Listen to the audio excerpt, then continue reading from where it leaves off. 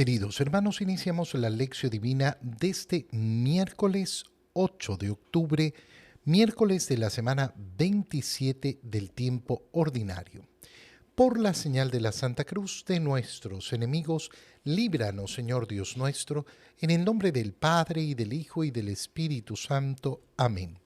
Señor mío y Dios mío, creo firmemente que estás aquí, que me ves, que me oyes. Te adoro con profunda reverencia, te pido perdón de mis pecados y gracia para hacer con fruto este tiempo de lección divina. Madre mía Inmaculada, San José, mi Padre y Señor, Ángel de mi guarda, interceded por mí. Continuamos en este día miércoles leyendo el libro del profeta Jonás. Leemos el capítulo 4, versículos 1 al 11. Jonás se disgustó mucho de que Dios no hubiera castigado a los habitantes de Nínive e irritado, oró al Señor en estos términos: Señor, esto es lo que yo me temía cuando estaba en mi tierra, y por eso me di prisa en huir a Tarsis. Bien sabía yo que tú eres un Dios clemente y compasivo, lleno de paciencia y de misericordia, siempre dispuesto a perdonar. Ahora, Señor, quítame la vida, pues prefiero morir a vivir. Pero el Señor le respondió: ¿crees que hay motivo para que te enojes? Jonás salió de Nínive y acampó al oriente de la ciudad. Allí construyó una enramada y se sentó a su sombra para ver qué pasaba con Nínive. Entonces el Señor Dios hizo nacer una hiedra que creció tan tupida que le daba sombra y lo resguardaba del ardor del sol. Jonás se puso muy contento por la hiedra, pero al día siguiente, al amanecer, el Señor envió un gusano, el cual dañó la hiedra, que se secó. Y cuando el sol ya quemaba, el Señor envió un viento caliente y abrasador. El sol le daba a Jonás en la cabeza y lo hacía desfallecer. Entonces Jonás deseó morir y dijo: prefiero morir a vivir. Entonces el Señor le dijo a Jonás: ¿crees que hay motivo para que te enojes así por la hiedra? Contestó él: sí, y tanto, que quisiera morirme. Le respondió el Señor: tú estás triste por una hiedra que no cultivaste con tu trabajo, que nace una noche y perece la otra. Y yo, ¿no voy a tener lástima de Nínive, la gran ciudad, en donde viven más de 120,000 seres humanos que no son responsables, y gran cantidad de ganado? Palabra de Dios. Ya decíamos el día de ayer que efectivamente esa misericordia de Dios con Nínive, que se produce porque han escuchado el mensaje que Dios les envía a través del profeta Jonás, iba a ser mal recibida por Jonás. Jonás llama mucho la atención. Ya el día lunes empezábamos viendo cómo ha rechazado la voluntad de Dios y ha querido huir de ella, como lo recuerda el pasaje de la Escritura que hemos leído hoy. Pero no solo eso, sino que además viene esta rabia, esta furia con Dios. ¿Por qué? Porque no ha castigado a Nínive.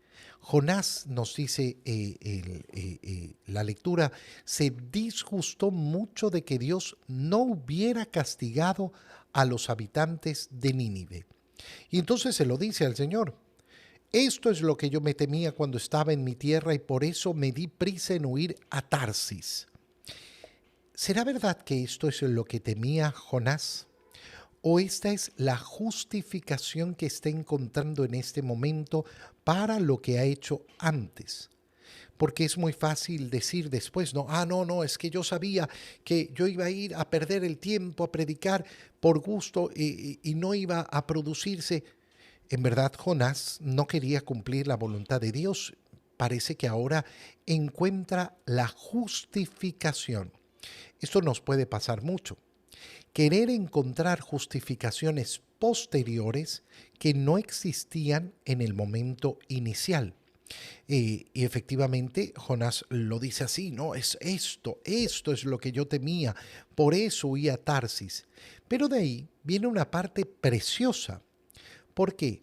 Porque a pesar de la rabia de Jonás, A pesar de su furia, a pesar de su irritación, a pesar de su depresión, fíjate cuáles son las palabras que utiliza para describir al Señor. Bien sabía yo que tú eres un Dios clemente y compasivo, lleno de paciencia y de misericordia, siempre dispuesto a perdonar. Y esto que dice Jonás es una verdad. No tiene motivo verdadero, real, para estar enojado. Pero como profeta está hablando con la verdad. ¿Qué verdad está diciendo? Que Dios es clemente, compasivo, lleno de paciencia y misericordia, siempre dispuesto a perdonar. Y qué tremendo es darnos cuenta de que esta verdad que pronuncia con su boca Jonás no llega a entrar en su corazón. Piénsalo bien. Si yo digo que Dios es clemente, compasivo, lleno de paciencia y misericordia, siempre dispuesto a perdonar, ¿cuál debería ser la actitud de mi corazón escuchando estas palabras, conociendo esta profundidad de Dios? ¿Acaso no debería ser la inmensa alegría? Claro, el conocer la misericordia de Dios, ¿a dónde me puede conducir? A la alegría. Y sin embargo, a Jonás lo conduce a la depresión. Ahora, Señor, quítame la vida. Prefiero morir a vivir. Y el Señor simplemente le lanza una pregunta. ¿Crees que hay motivo para que te enojes? Qué importante la pregunta del Señor para enfrentar nuestras frustraciones. Cuando yo estoy frustrado, cuando estoy enojado, cuando estoy en un mal momento, qué bonito es preguntar, ¿de verdad crees que hay motivo para este enojo? ¿De verdad crees que hay un motivo verdadero que justifique tu enojo, tu falta de paciencia? ¿De verdad hay un motivo para estar en esa actitud depresiva? Jonás sale de Nínive y acampa al oriente de la ciudad y ahí se construye una enramada. Se sienta a su sombra para ver qué pasaba con Nínive. Y entonces el Señor le quiere dar una lección a Jonás y hace nacer una hiedra que crece tupida y le da sombra, lo resguarda del ardor del sol. Y Jonás se pone muy contento con la hiedra. Pero al día siguiente el Señor le quita esa hiedra y viene el calor intenso, sofocante contra Jonás. Y entonces Jonás desea otra vez morir. Deseó morir y dice, prefiero morir a vivir. Y entonces el Señor le dice, ¿crees de nuevo que hay motivo para que te enojes así por la hiedra? Sí, y tanto que quisiera morirme. Fíjate cómo ese enojo de Jonás resulta ser un enojo irracional y nos lleva a meditar efectivamente sobre la racionalidad que debe tener nuestra vida. ¿Cómo debemos estar acostumbrados a meditar, a pensar, a reflexionar sobre nuestros sentimientos y no ser impulsivos con ellos? No, pero es que a mí me viene el arrebato en este momento. ¿Qué tengo que hacer? Acostumbrarme a reflexionar, a tomar un momento, a no ser impulsivo. ¿Por qué? Porque efectivamente la respuesta es, no, no hay motivo para que te enojes y menos para que desees morir. No, es que ya no tengo la sombra de la hiedra. No hay motivo para que sufras de esta manera, para que te enojes de esta manera. Y ahora el Señor le explica, tú estás triste, pero estás triste por una hiedra que no cultivaste con tu trabajo, que nace una noche y perece en la otra. ¿Y yo no voy a tener lástima de Nínive? La gran ciudad en donde viven más de 120,000 seres humanos que no son responsables y gran cantidad de ganado. ¿Qué le está diciendo el Señor? Fíjate bien, profundiza, profundiza en tus actitudes, reflexiona. No seas impulsivo, porque el ser impulsivo no es una buena guía. Por eso tenemos que darnos el tiempo para meditar, para reflexionar, para pensar, para efectivamente enfrentar las diferentes situaciones de nuestra vida. Pero si yo actúo siempre de manera impulsiva, si yo actúo siempre mirando lo malo, nunca mirando lo bueno, bueno, ¿cómo voy a vivir mi vida? Con constante amargura. Y siempre voy a creer que la amargura viene de afuera, que es culpa de los otros, que es culpa de las acciones de los otros. No, la amargura es responsabilidad mía, mía. Si yo vivo con amargura es por culpa mía. En el Evangelio, leemos el Evangelio de San Lucas capítulo 11, versículos 1 al 4. Un día Jesús estaba orando y cuando terminó uno de sus discípulos le dijo, Señor, enséñanos a orar como Juan enseñó a sus discípulos. Entonces Jesús les dijo, cuando oren digan, Padre, santificado sea tu nombre, venga tu reino. Danos hoy nuestro pan de cada día y perdona nuestras ofensas, puesto que también nosotros perdonamos a todo aquel que nos ofende, y no nos dejes caer en tentación. Palabra del Señor. Hoy día leemos en el Evangelio de San Lucas la enseñanza del Padre Nuestro, que es la oración dominical. Este es el nombre que se le ha dado tradicionalmente en la iglesia. ¿Por qué? Porque es la oración que oramos en común, que rezamos en común en el día domingo. Y qué bonito es saber que esa oración dominical, la oración del Señor, es tan preciosa, tan hermosa. ¿De dónde surge esta enseñanza del Padre Nuestro? Y esto es todavía más bello. ¿Por qué? Porque nos dice que Jesús estaba orando. Viendo a Jesús orando, es que uno de sus discípulos le dice, Señor, enséñanos a orar como Juan enseñó a sus discípulos. Qué precioso es esto. ¿Por qué? Porque parte justamente la enseñanza de la oración en el ejemplo. El ejemplo de Jesús es el que hace desear a los discípulos que les enseñe a orar. Una persona que no hace oración no puede enseñar a orar.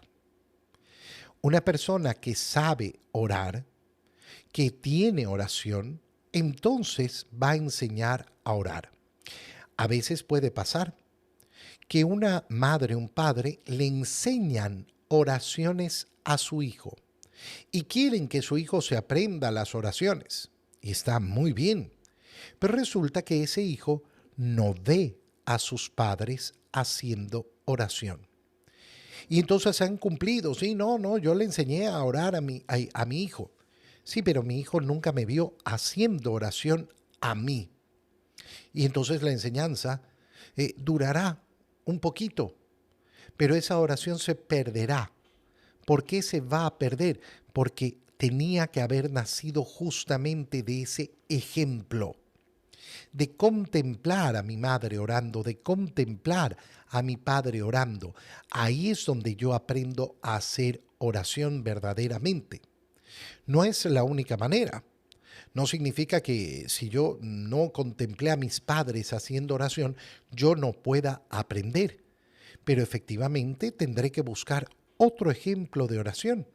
Otro ejemplo que efectivamente llene ese hueco que han dejado mis padres en mí. Importantísimo entonces. Nos sirve una escuela de oración que hable de técnicas para hacer oración cuando yo no hago la oración, cuando yo no tengo una vida de oración, cuando yo no tengo minutos que se dediquen al Señor. Fíjate bien qué importante es recordar siempre que la lección divina es sobre todo un tiempo de oración.